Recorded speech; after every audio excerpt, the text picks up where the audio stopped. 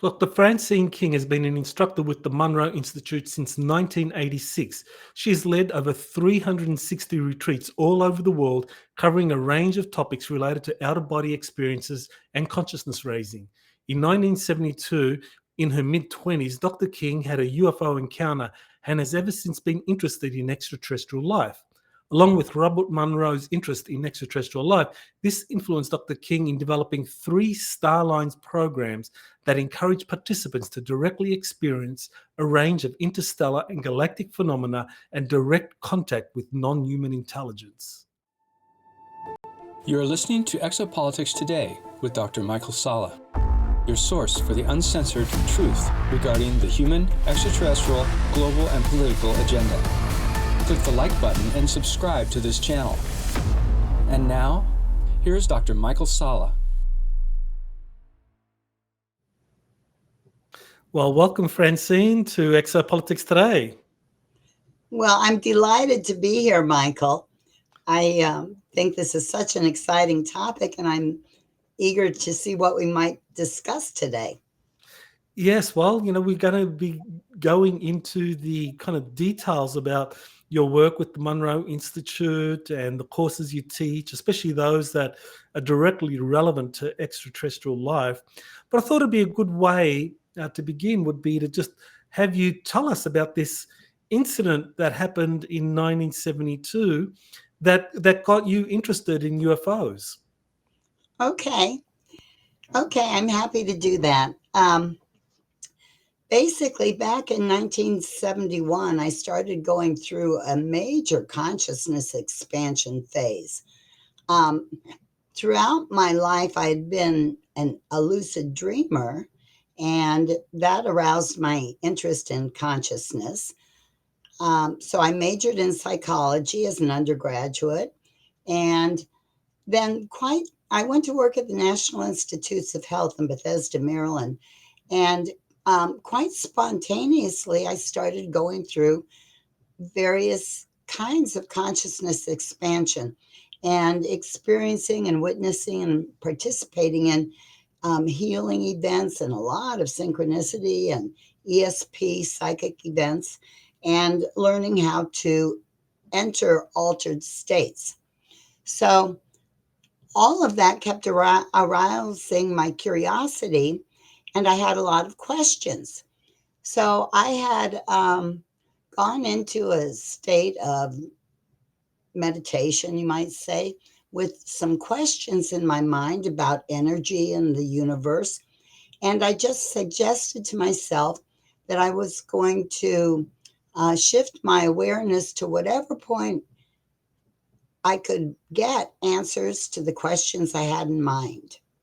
And at that point, I suddenly found myself in a space that seemed like another planet, as opposed to hanging in the air somewhere. I seemed to be in a place that was another planet with beings who were standing around looking at me, who seemed very pleased to see me. And I was pleased to see them. And I cultivated a relationship with them so that over the next few months, I would go there and they would take me into a room. They had structures that looked like buildings, only typically circular or dome shaped, with more curves. But we'd sit down and I'd ask questions. My telepathy wasn't very good at that point.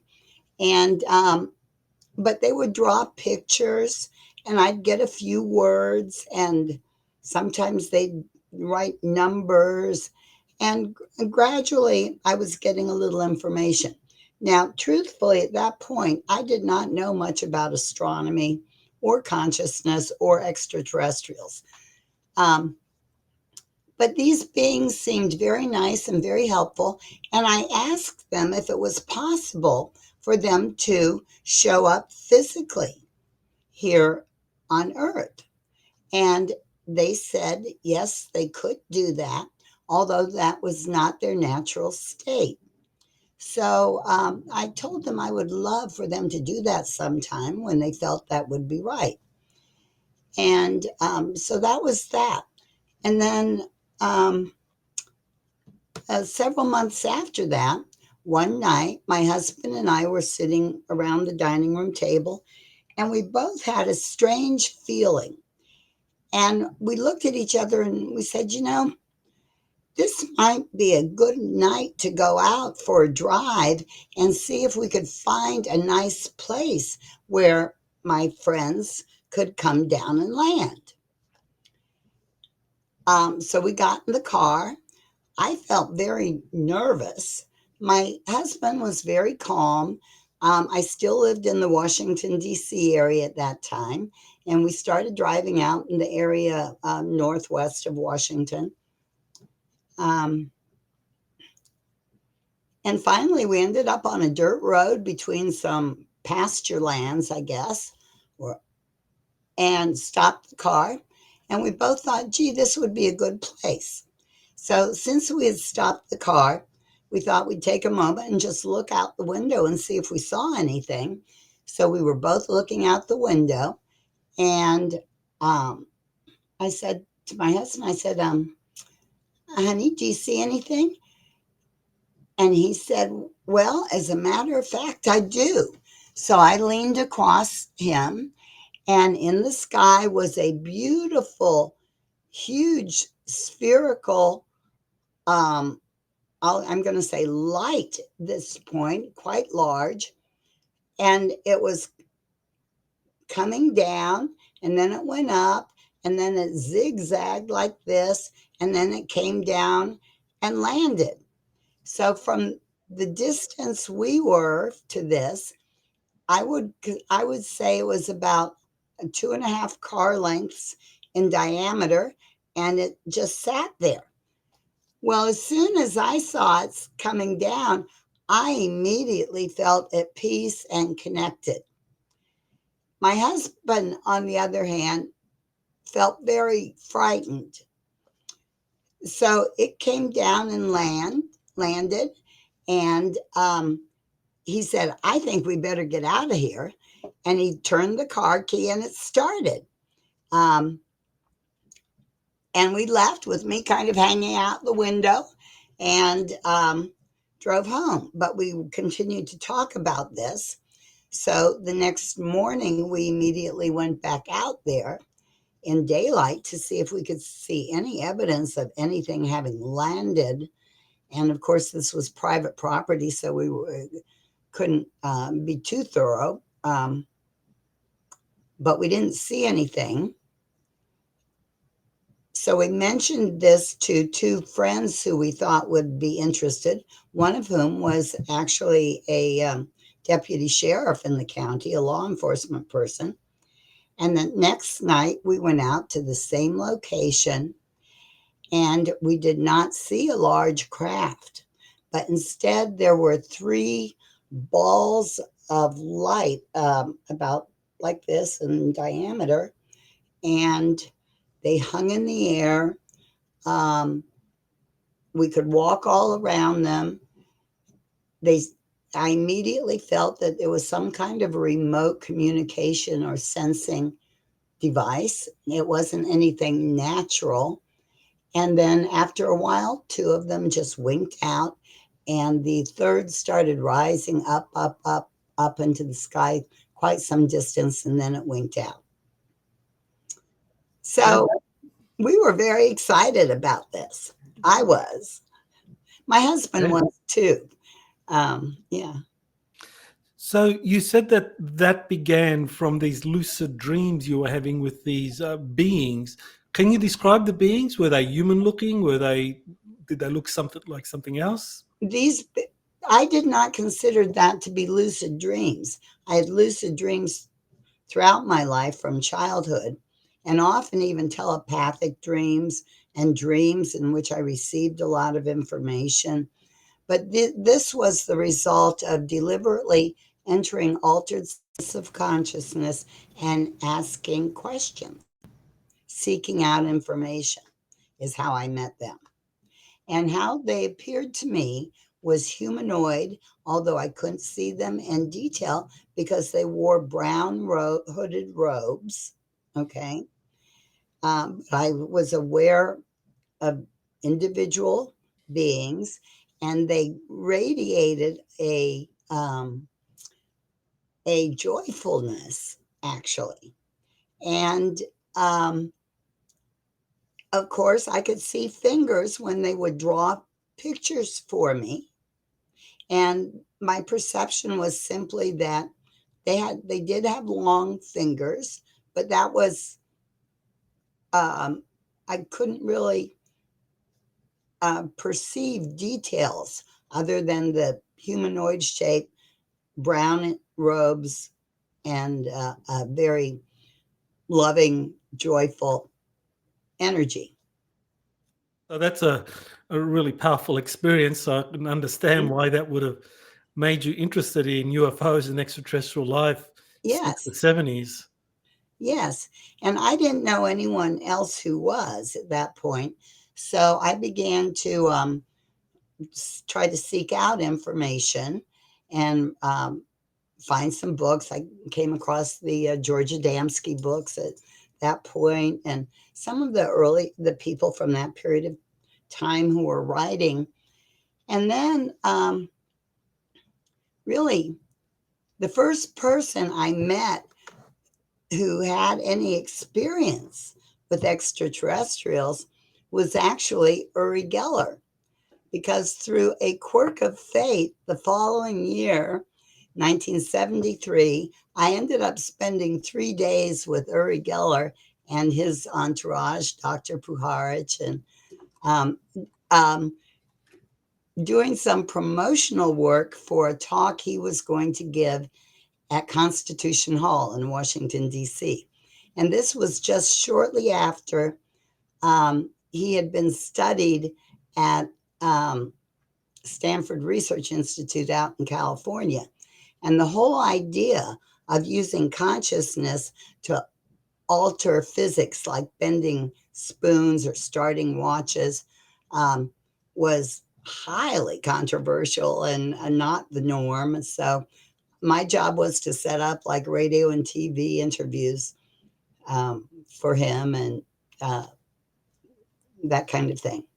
Fascinating. So your professional work at that time, was that in kind of radio and TV? No, no. I had worked at the National Institutes of Health, as I said, and I took a year off because I wanted to do something more spiritual, something that had more to do with consciousness and parapsychology, perhaps, or more about who we discovering it, more about who we are. And so, as I said, it was kind of a quirk of fate that I ended up doing this work with Uri, and that was the only thing like that I did. So that was like 3 days spread across through several weeks. And he, at that point, would say, "I don't have control over this." At this, so we would sit down for breakfast, and I remember one morning, um, the salt shaker flew up in the air and flew across the room. There was a lot of phenomena around him. And he had some photographs he had taken of UFOs from airplane windows and that kind of thing. So this was before the book about Uri that Puharich wrote came out, which did talk a lot about UFO experiences. That's right. Yes, Uri Geller and Uh, Andrija Puharich, they were in communication with a mysterious group yeah, called the Nine. Do you remember anything about them telling you about the Nine? not really, I'm going to say. Okay. Well, yeah, that was a kind of formative experience. That they talked about this group of interstellar beings, the Nine, and how the Nine were involved with extraterrestrial civilizations and helping prepare humanity for contact. So, Uh-huh. and then I think at some point Uri Geller dropped out. Well, it's interesting to be in a role like he had at that stage of his life. Yeah. Mm. So at that time, so you're kind of like your career is in health, the National Institute of Health. What you Uh-huh. got a PhD as a medical researcher, is that right? And so at some, No, so what happened? Yeah. at that time, I was more involved in.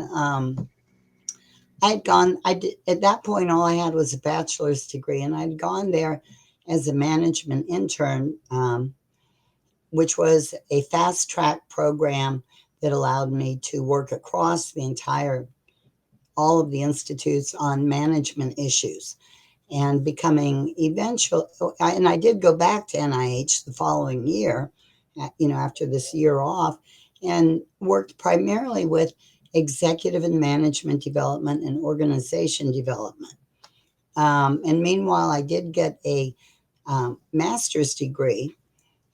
Um, and then eventually I started my own training and consulting business in the DC area, and did work for a number of government agencies.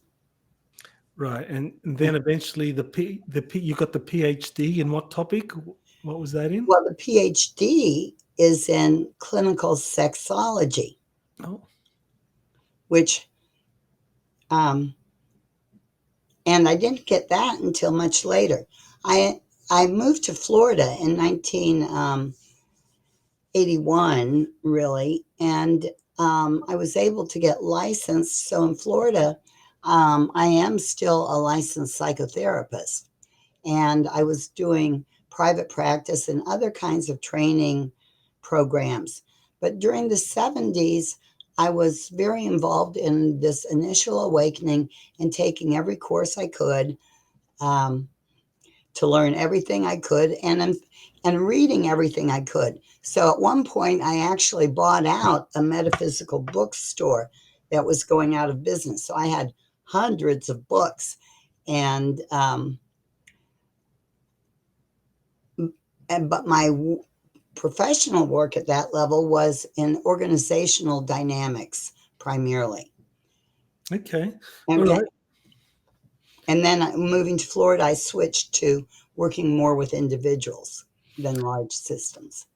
Okay, so this whole period in the 70s, you're very interested in UFOs, consciousness raising, meet Mhm. Uri Geller, um, uh, Dr. Andrija Puharich, and then at some point you encounter the work of Robert Monroe. So, Yeah. what happened? How did you learn about Robert Monroe? I read Bob's first book, Journeys Out of the Body, which came out in 1971. I read that, and I'm going to say maybe 73, 74. So I was aware of him. I liked him. I liked his Western style. I shared that book with many people, including my my parents. My dad really liked it. And I was on the lookout to see what Bob might do. I first heard him speak at a Spiritual Frontiers Fellowship conference in 1977. And it was just a short speech at a very interesting conference. But I did my first gateway in 1979. That was the year that the Institute opened, the Nancy Penn Center, the whole center where they're physically located now. I see. So you want to explain exactly what Robert Monroe wrote about concerning journeys out of body. Just give people a kind of synopsis of what the Okay. OBE experience is. Okay. Well, Bob's first book, and this is the one I'm referring to, occurred because in 1958 he started having spontaneous experiences where he would find himself, um, out of his body, initially, like up on the ceiling of his bedroom or someplace out of his body. He'd find, well, let me go. And this was totally confusing to him. Bob Monroe, at that point, when that started happening in 1958 for him, was a broadcast executive in New York. Had been very involved in radio. He had his own uh, his own company that wrote stories and produced radio shows. And he had done very well financially for himself. And um, back in 1955, 56, when Sputnik went up, I don't know if you remember, I'm old enough to actually remember this. Everyone kind of freaked out and thought, oh my gosh, the Russians must be smarter than we are. We need to do something to improve our educational system. So people started experimenting with many things, including sleep learning. And that's what got Bob's attention. He was wondering, how could we use sleep learning to improve uh, intelligence among our people in this country? And the first thing he needed to do was learn to put people to sleep. And he started experimenting with sound to get people into a kind of a liminal state where they and fall asleep and be able to learn and process, learn languages, for example, or math or um, that kind of thing. But Bob, because sound was Bob's field, being in radio, okay, and Bob would experiment with himself. So what happened from that experimentation was that gradually he'd notice that when he'd get in bed and start to relax, he would notice a vibration throughout his body. And that began to concern him. He didn't know what that was. And that vibration would become quite strong. And then he started spontaneously popping out of his body, being a distance from his body, so much so that he could even look and see his body lying in bed, but he was in a different location. And that was a real mystery and concern to him initially because he didn't feel like he had any control over it. And he thought he didn't know if he was going crazy. At first, he thought maybe he was dying, but this persisted and he sought out advice from friends who were psychologists or psychiatrists or physicians. And everyone said, well, you seem to be perfectly healthy. Um, and one of his friends said, oh, yeah, he had heard about people in India who could do that. And,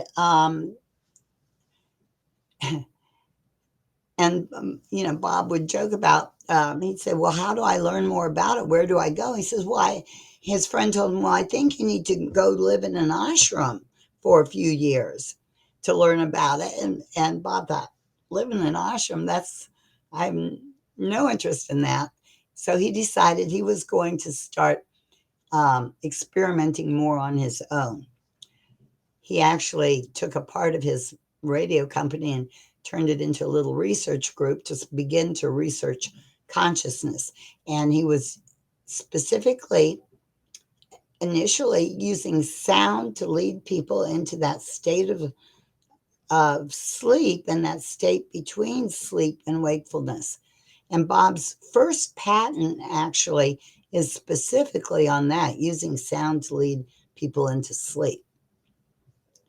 So you want to tell us about Hemi-Sync, because I know that's the kind of type of music that Bob Monroe like patented, and it's kind of all over the place now. But I mean, he was the one that came up with the original idea, and that was intended to help that out of body experience.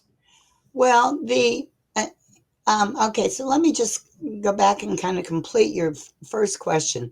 So Bob's first book was basically like a journal of experiences he was having and questions he was asking and wanting to know more about, and little experiments he would be doing about where he could go or if he was able to allow other people to perceive him if he went to a gathering of other people, or just it was like a personal journal about these experiences. His experimentation, um, Bob eventually moved to Virginia, and in 1970, he bought some radio stations, started some other businesses. He had a lot of interest, but he moved to an area in 1971 where he set up a little lab. He married his second wife, Nancy. And in that lab, he would continue to experiment with sound. He would have people come once a week or every 2 weeks, and he'd feed them sound signals to see what happened. Well, along the way, there were 2 graduate students who he had participate with him from University of Virginia, which is not too far from where he was living out in the west of Charlottesville at that time. And they were using various kinds of sound, but eventually one of them came up with the idea of using binaural beats. Binaural beats is the idea of putting one sound in one ear and another sound in the other ear, through stereo headphones. And the brain will produce a third sound throughout the brain, which is the difference between the 2 signals. Now, when I took Gateway in 1979, Bob was just starting to use the term Hemi-Sync, because he was just starting to suspect that this approach might be bringing both brain hemispheres into synchronization with each other so that the whole brain could work together. Okay? So Hemi-Sync was the term he selected to describe this process. Now,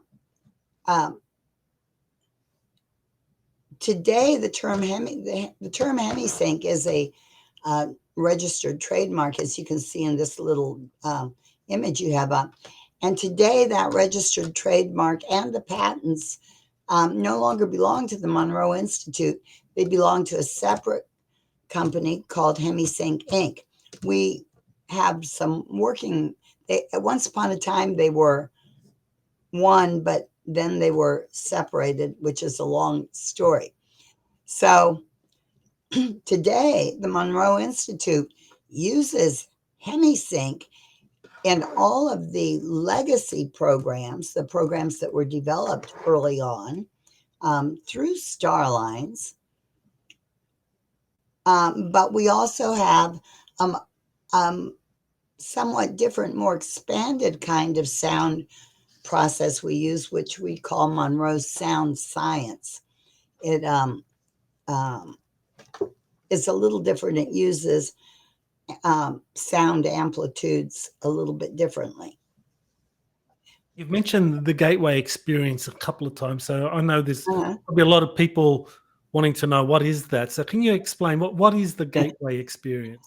Okay, the Gateway experience, that is the name Bob gave to his basic training program. Okay?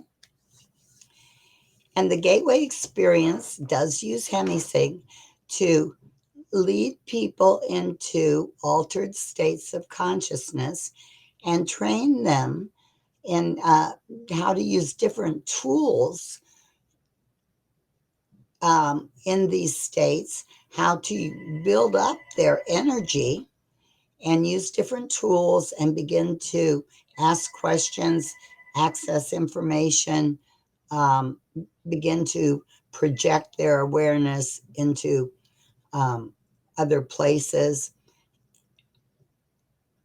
That is our basic training program. It is a prerequisite for many of our other programs. Now, the Gateway experience, truthfully, is pretty much the same as it has always been since the early 80s, at least, or since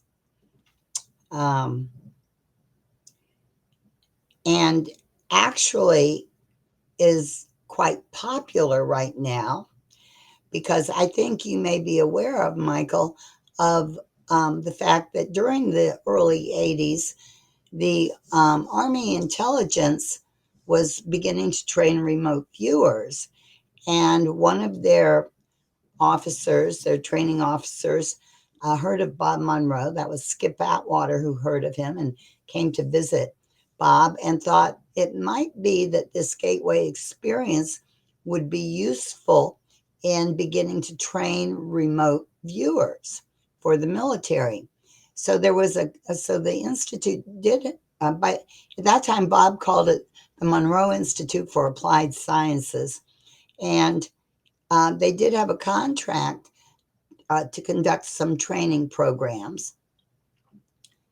There was a big report written about the Gateway experience that initially was classified, but it became unclassified in the early part of the about 2006 or so, and was recently discovered by some TikTokers and there's been a lot of interest in this CIA report, which has generated a lot of people wanting to come to the Institute to take Gateway.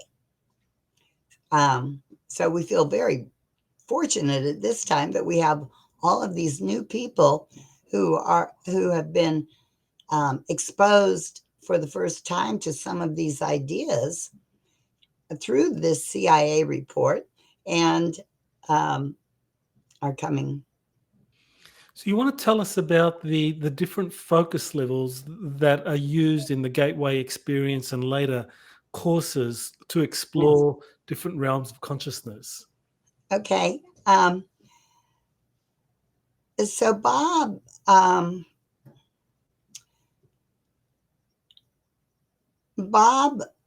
used the term focus states to describe different states of awareness that participants would be introduced to through the Gateway experience and other programs.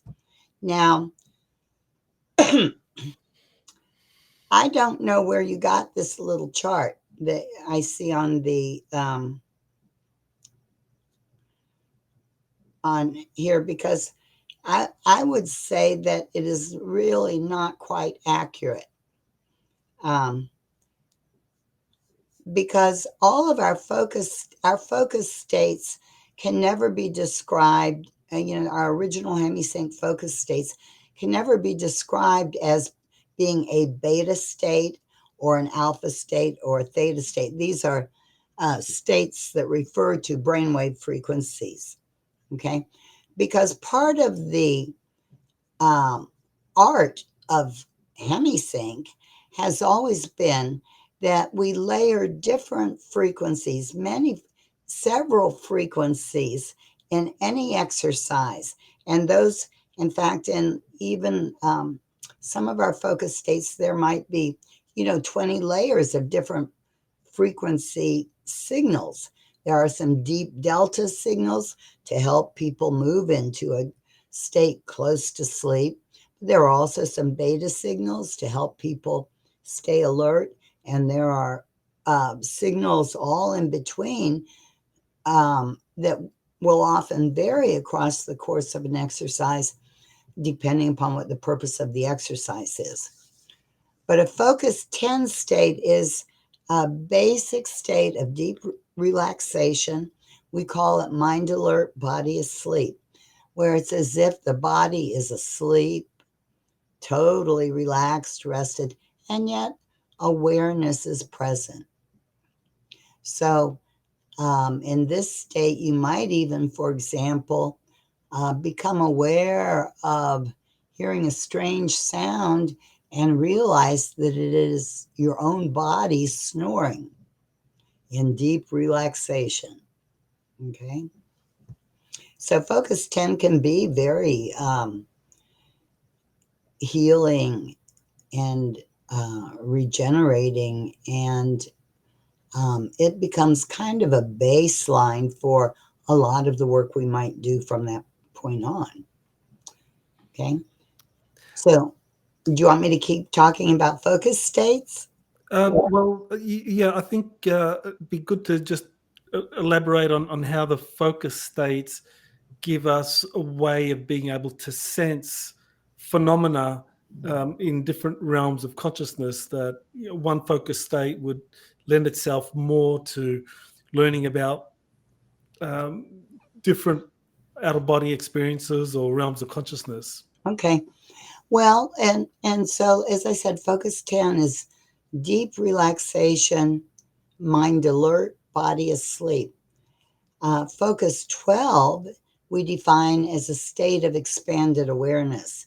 And at focus 12, we begin to notice new ways of perceiving, um, and begin to develop even a new language, of a new inner language for communication. So focus 12 starts to be the language starts to be much more symbolic, more gestalts, beginning of a different kind of pattern recognition, synchronicities showing up. There is um, much more expanded visual kind of perception, and that can include all kinds of things. But in focus 12, even um, people do experience more of a sense of movement often. Okay, this is a good state for beginning to move out of body and away from your body. Um, when we talk about exploring the cosmos, you can certainly do that, begin to do that in a focus 12 state. But in focus 12, you will get very different perceptions than you would get, say, in focus 34, 35, or some of the other focuses that we eventually use for those specific purposes. On the other hand, even though focus 12, we begin to move beyond the physical world, we can also explore the physical world, but with a different kind of perception and awareness. Some healers use focus 12 for healing a lot because they are able in that state to perceive bones and veins and organs and how they're functioning, almost like an X-ray vision. So focus 12 is new ways of perceiving in a more expanded, it's an expanded state of awareness beyond the limits of the physical world.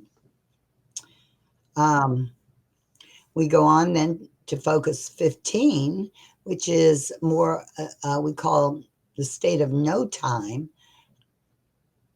where time is no longer a limitation. We begin to explore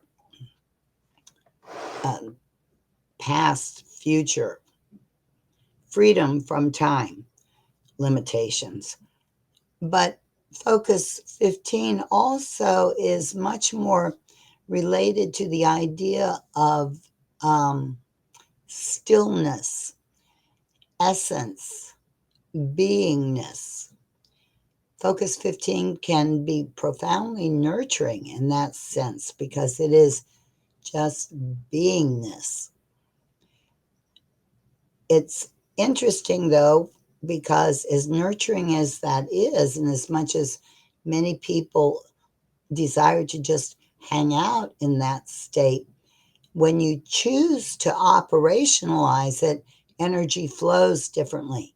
And that's how we can begin to move in time. So, Well, there's a number of courses that you've taught that mhm. I think are very interesting.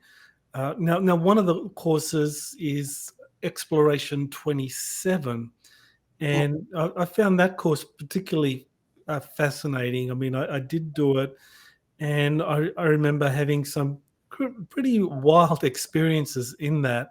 So, you want to tell us, what was the goal of this Exploration 27 course? Okay, well, the Exploration 27 course is a course I designed for the Institute that debuted just a few months after Bob's passing. Um, I had discussed it with Bob several times before he passed. Bob made his transition in March of 1995, March 17th.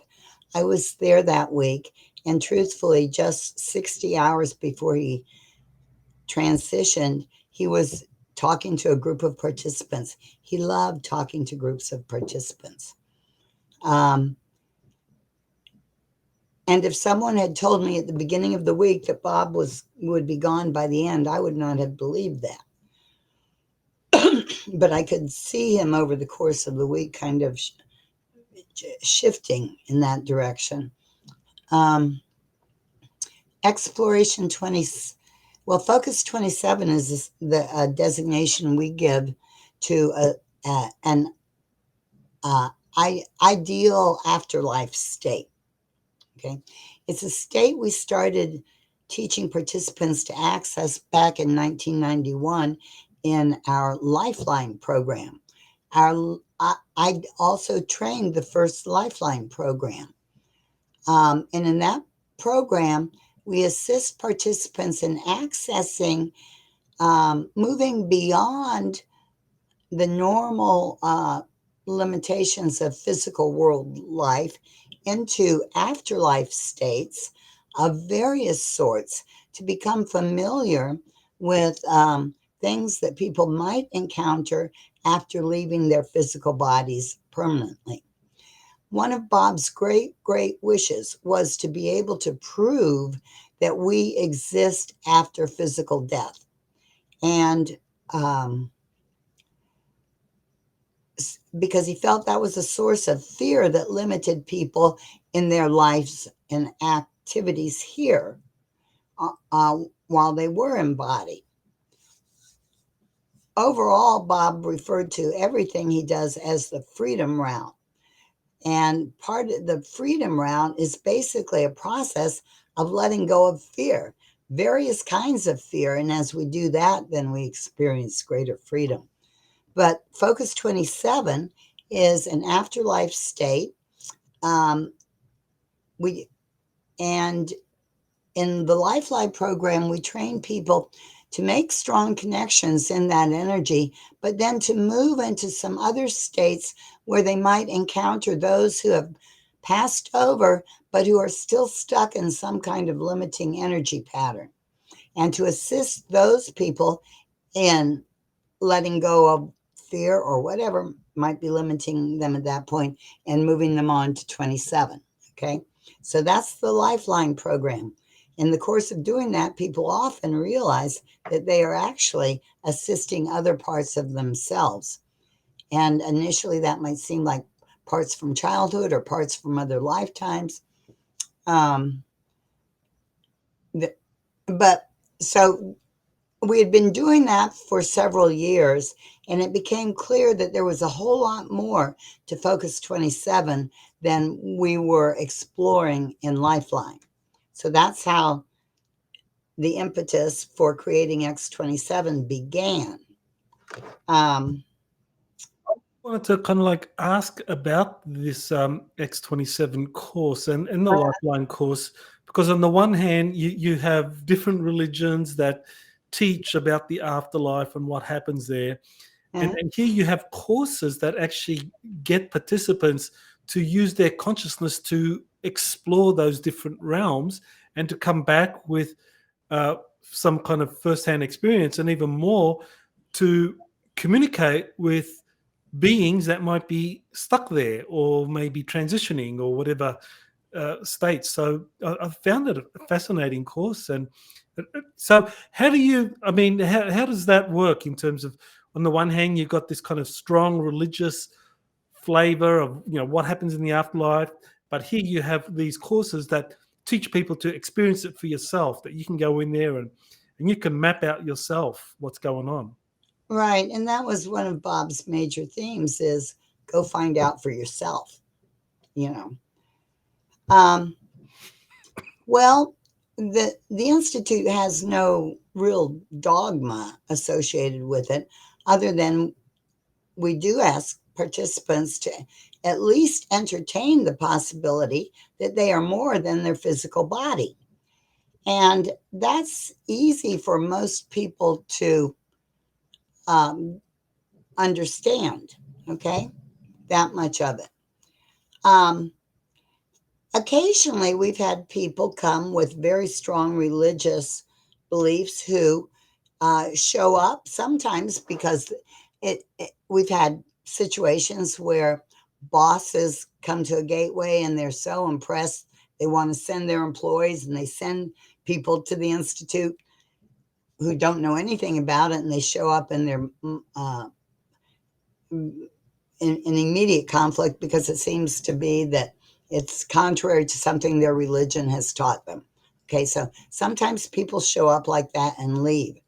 On the other hand, I've had people with very strong, in that same situation, show up with very strong religious backgrounds who I remember one rocket scientist actually who had strong religious beliefs, and literally every morning I would pray with him. And I know he was praying for us because he was concerned that we were all in trouble. But he stuck it out the first few days, and then he had a significant healing experience quite spontaneously for himself. And that allowed him to feel safe staying for the whole program. Um, and I remember on his evaluation when he left, he said, not for immature Christians. Okay. So people come with all kinds of belief systems, but ultimately, what's happening is, um, and what I feel is the goal of all of our programs, is to assist people in coming to know more about who they really are, who and what they really are, know themselves.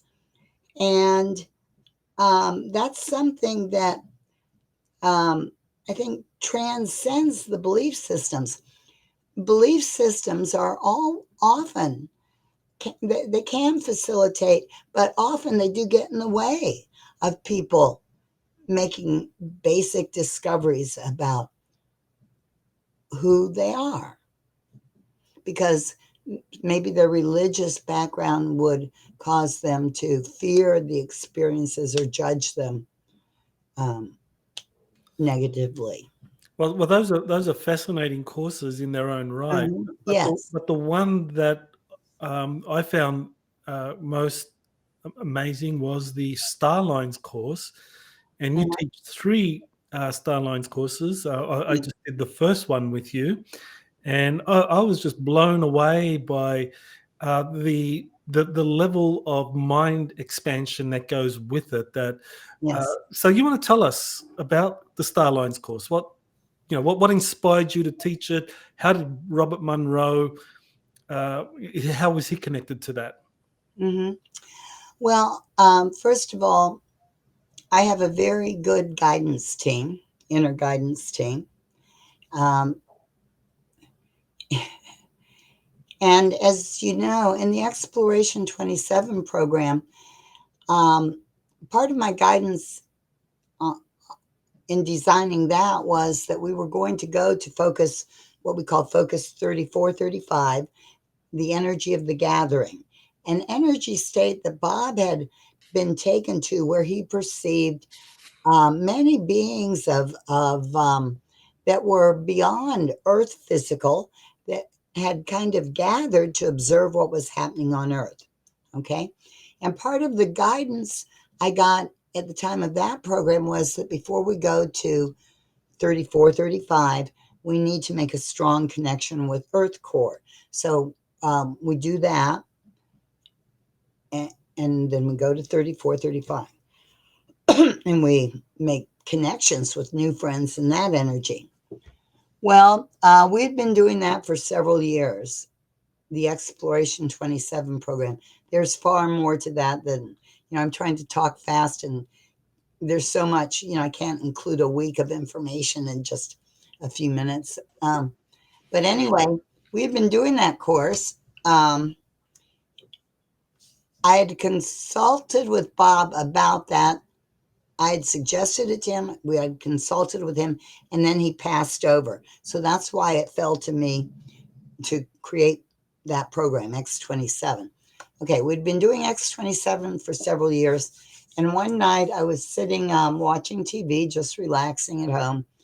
And all of a sudden, my guidance came in and said, it's time to create a new program that takes that energy channel that you've created from Earth core to focus 3435 and extend it to the galactic core. And that just caught my attention. And there were some little diagrams and things. And thought, galactic core, that was not a part of my thinking at all. And so I started, and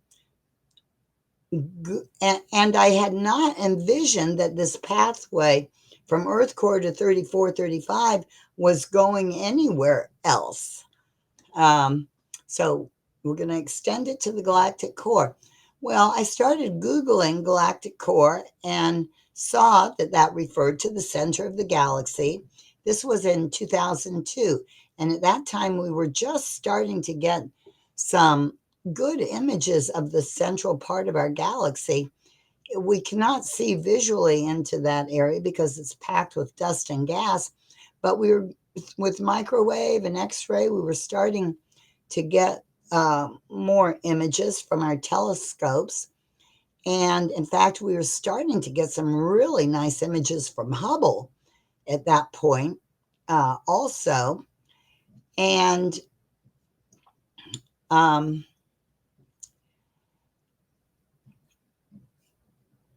I realized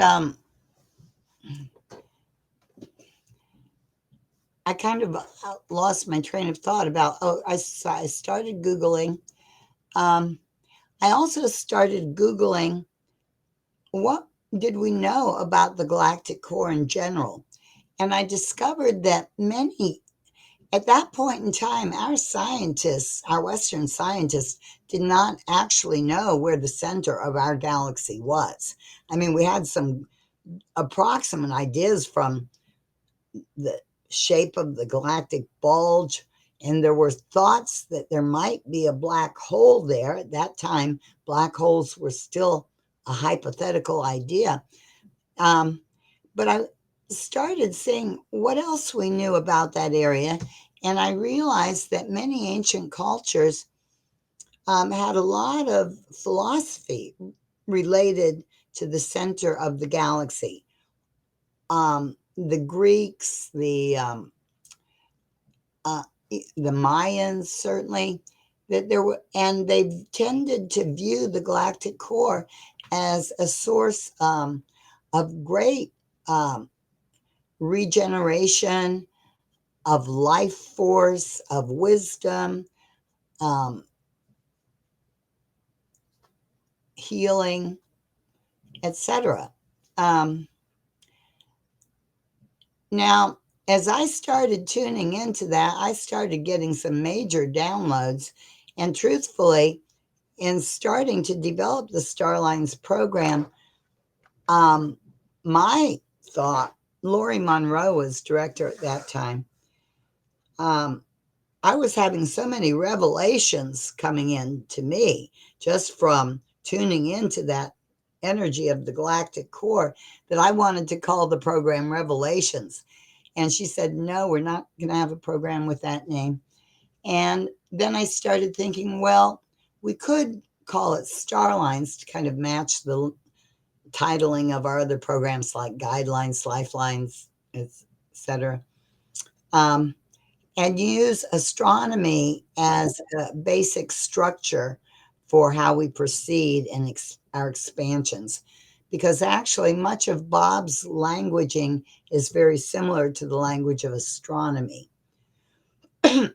One of the main things that happened for Bob Monroe, the last 7 years or so of his life, let me just say he wrote a book in 1985 called Far Journeys, and then his last book called Ultimate Journey came out in 1994.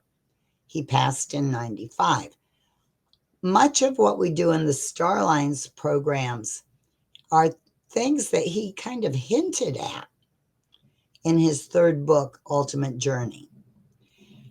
As a trainer there for so many years, I had the advantage of sitting and listening to Bob talk to groups. Um, I would be there like maybe 10 weeks a year, and of those weeks, he would come talk to a group, maybe at least 3 nights a week, and just share what was on his mind, what he was thinking about, any things he was wondering about or concerned about. He'd try out different ways of languaging some of the ideas. Bob put a lot of emphasis on using basic Western language.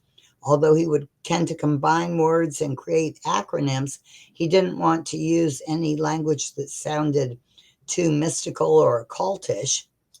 Um, um, And so I had this advantage of listening to him for so many hours and also listening to him respond to participants' questions. Um, so, I- so I understood pretty well the things he was talking about in Ultimate Journey.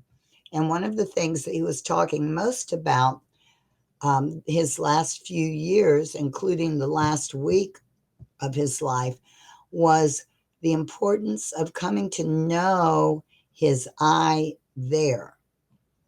Now, for Bob Monroe, that was a term he used to refer to a collective self.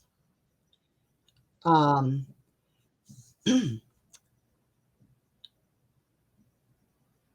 he would a collective self that, from what he could tell, consisted of thousands of individual lifetimes or life stream expressions, expressions that had been or would be physical, human, but also expressions existing in many other energy systems, in other, and Bob didn't talk about planets very much. Energy system would be a other energy systems that would be physical, perhaps physical planets, or non-physical um, places and structures and forms. And within his eye there, he found he thought it was certainly in the thousands of life expressions in all of these energy systems, but all of them, the totality was him, um, his I there as opposed to his I here in the physical. And so he spent the last few years of his life really coming to know and identify and integrate these various life expressions into his self awareness and self knowing. He found that some of these other life expressions were existing on the planet Earth right now. It wasn't just past lives, it was other lives that made up this huge I there energy. And within that were certain life expressions who had been particularly important to him throughout his life as advisors. Um, he began to call that body his executive committee. And Bob would always say, once you make contact with your I there, you can never truly be lonely again because you realize that every little thought, action, every part of your life here now is known and treasured by the totality of the I there. Um, so he, So exploring his I there was an important part of his last few years. He also found that his I there was bound to many, many other I theirs, forming what he called a huge I there cluster. Now, in the years since Bob's passing, as we have moved into these energy states, we realized that the term gathering in Focus 3435 also refers to um, the idea of gathering together parts of our I there, and that from that state we can best begin to perceive and get to know some of these thousands of other aspects. We now, pardon me? I just wanted to ask a question about the I there, and, Uh-huh. and that is that people that are interested in extraterrestrial life, and you, for example, back in 1972 when you had that Mm-hmm. encounter with those beings, could they could those beings be part of your I there, and Absolutely. could the extraterrestrials that people are encountering or communicating with be part of their own I there? I would say absolutely. I think they if they're not part of their I there, what Bob found is, I said his I there was bound to others forming a huge I there cluster. I think if they're not part of their I there, they're definitely part of their I there cluster. That I think that we all come here to Earth school, what Bob referred to as a school here, um,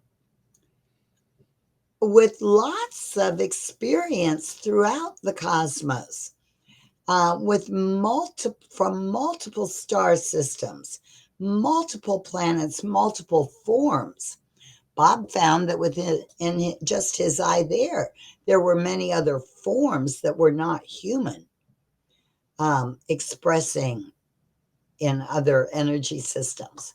Some of those forms might be somewhat like birds or insects or reptiles, and some more forms that are we really don't have names for here, or were more just energy present bodies, energy presences. But to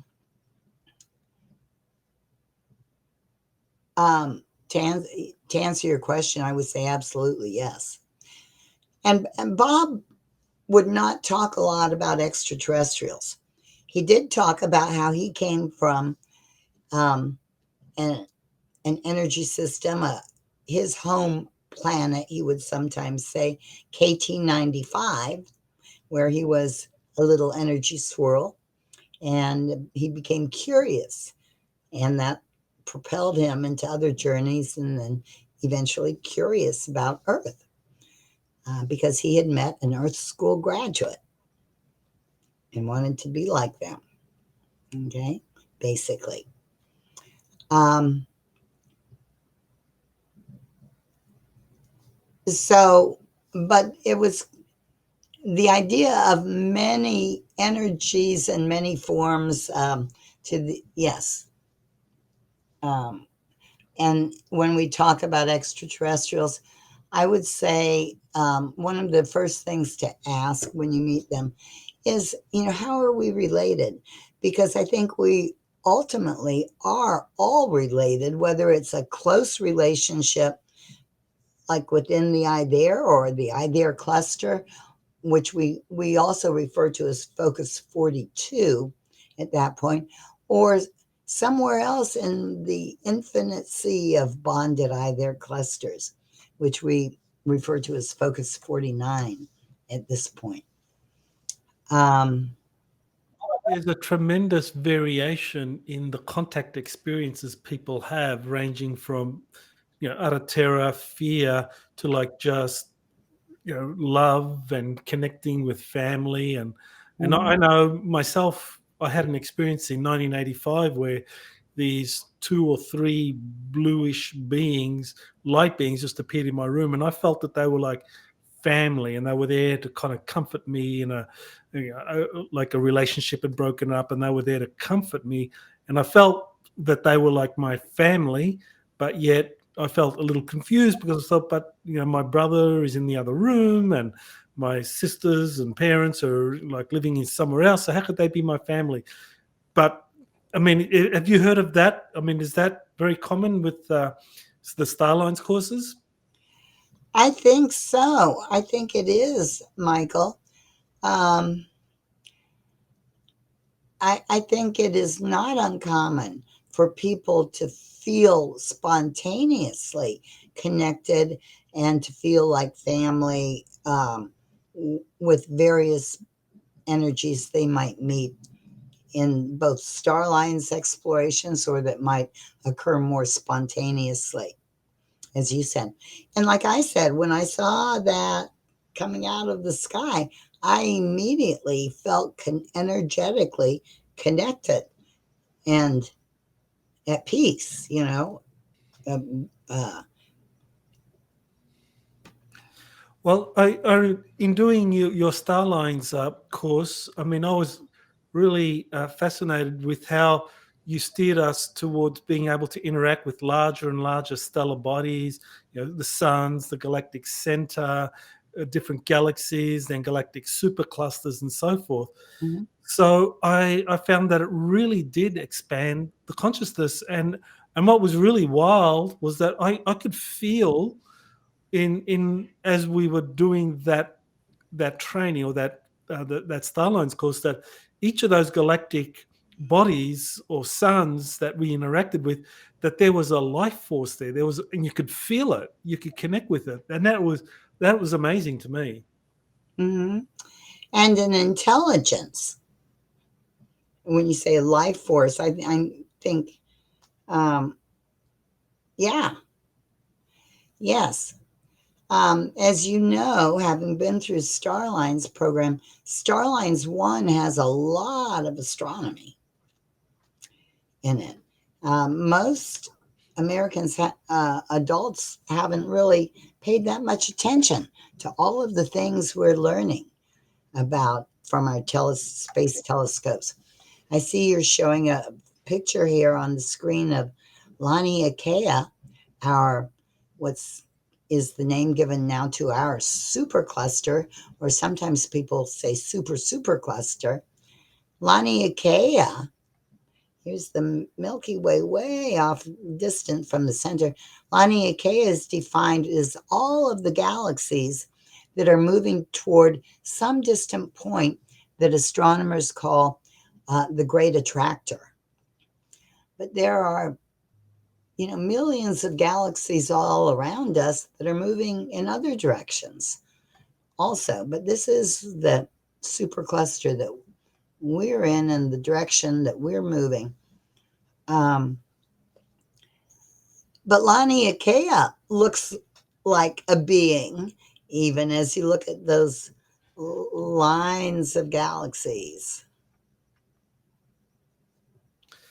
So, in terms of people that want to connect with extraterrestrial life, I mean, you talked about your experience back in '72, where you kind of like consciously reached out with your mind and made contact, Hmm. and then there was a physical experience that happened a few months later. Yes. So you're doing courses like this, the Starlines. Is that how people can, in their own lives, experience, kind of communicate with and experience contact with these non-human intelligence? Yes, I think that I think anybody can reach out, have the intention, extend the invitation. I mean, with sincerity, and potentially get a response. Hmm. And I know, in Starlines 3, let me just say, our Starlines 2 program is more of a combination of physics and metaphysics, catching people up on what we've learned and how they're interacting. Starlines 3, we devote more time to doing exactly this, to spending time outside, inviting contact as a group, and to um, um, also pay attention to how contact might show up when we're not outside as a group. This is such a there's so many possibilities in this field. I always have to kind of remind people, sometimes we can be so focused on looking out up to the sky that we miss the being who's standing right next to us, you know, um, and or the first time we did a Starlines 3, which we call Starlines Reunion program. Um, I remember during one of the breaks, I was sitting in my hotel room at the computer, and I was kind of feeling annoyed because there was something off to my side, and I looked, and here's this tall, blue built being standing there. But my reaction was, I'm feeling annoyed because there's something that's distracting me from the computer. So when we extend invitations, we need to, remember to stay aware and stay alert and be welcoming. And they might not be showing up in exactly the way that we are anticipating or desiring, but the contact begins in consciousness. Um, I feel very strongly about this. And I remember during the 1990s, I used to speak at UFO conferences a couple times a year. And I would always talk about the importance of expanding awareness and developing consciousness in order to begin to understand what was going on with UFOs and extraterrestrials.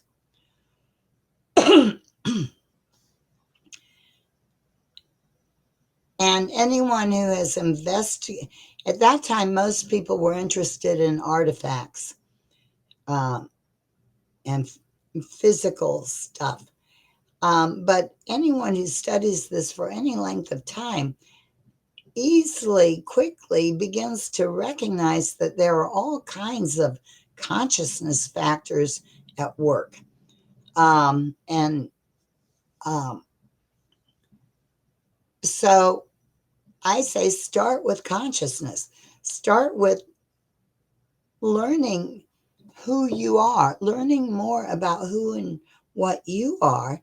And that makes it much, much easier as you begin to realize that you are indeed a multidimensional being yourself with lots of experience in lots of energy systems.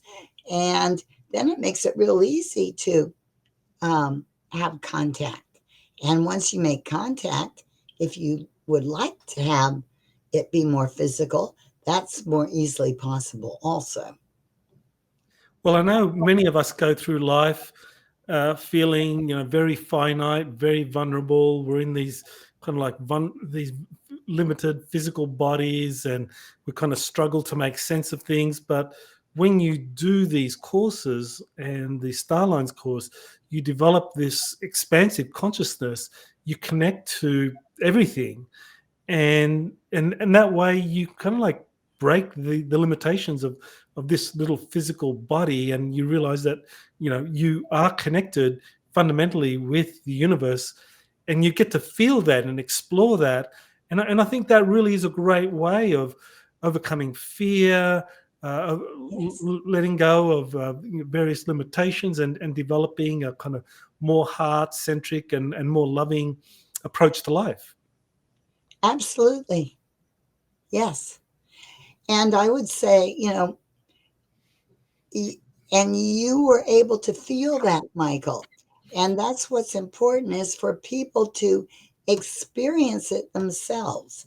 I can sit here and talk for hours and hours, as you can probably tell, about all kinds of things.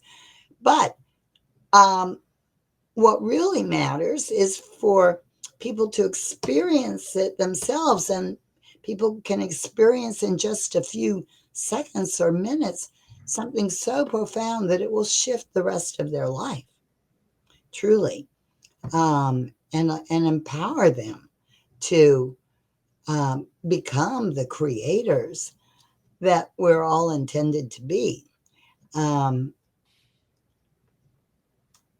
so, yes. So, any kind of final words you want to say to people that are interested in the Monroe Institute and the different courses that you teach and that are available? Well, we do have a website, monroeinstitute.org. Um, and there's a lot to check out on the website. There's also a link to a huge archives of thousands of various documents and research reports.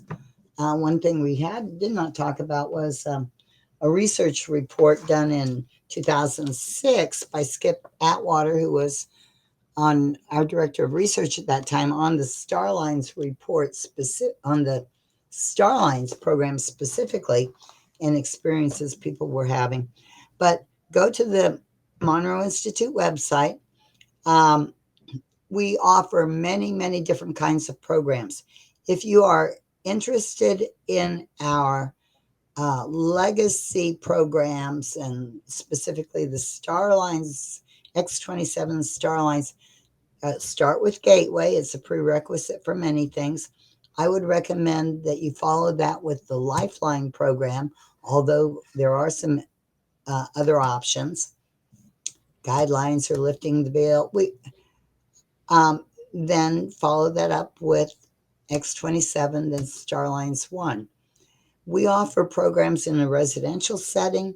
We also offer them in a virtual setting, which is live, interactive on Zoom, using Zoom. And then we also offer them on an online version, most of these, where the exercises are spread out. You do them at your own pace, but you get together once a week with the group to check in. We also have an Expand app, which is very good. A very good way to get introduced to the Institute and Monroe Sound Science. It's a free app with, I think, about over 20 exercises that are free. You can also subscribe and have access to many, many more things. And even at the free level, you have access to community discussion groups. So we have that. There are a lot of ways to participate. Is just to review: residential programs, online programs, virtual programs, and then the Expand app does not have programs, but it provides an opportunity to begin to get familiar with all of this. Well, another residential program that takes place in the Blue Ridge Mountains there in Virginia, really beautiful, pristine environment. You can really connect with nature, and it really makes it so much easier to be able to kind of dive deep into the different courses that you're doing. So yeah, I would definitely recommend the residential if you can. It's a beautiful setting. We have 2 retreat centers. You're seeing the Nancy Penn Center here. And then up the mountain, we have the Roberts Mountain Retreat Center. So this time of the year, we're typically running 2 programs simultaneously, one at Nancy Penn and one at RMR, as we say. It is a beautiful setting, but we also have residential programs that are offered all over the world.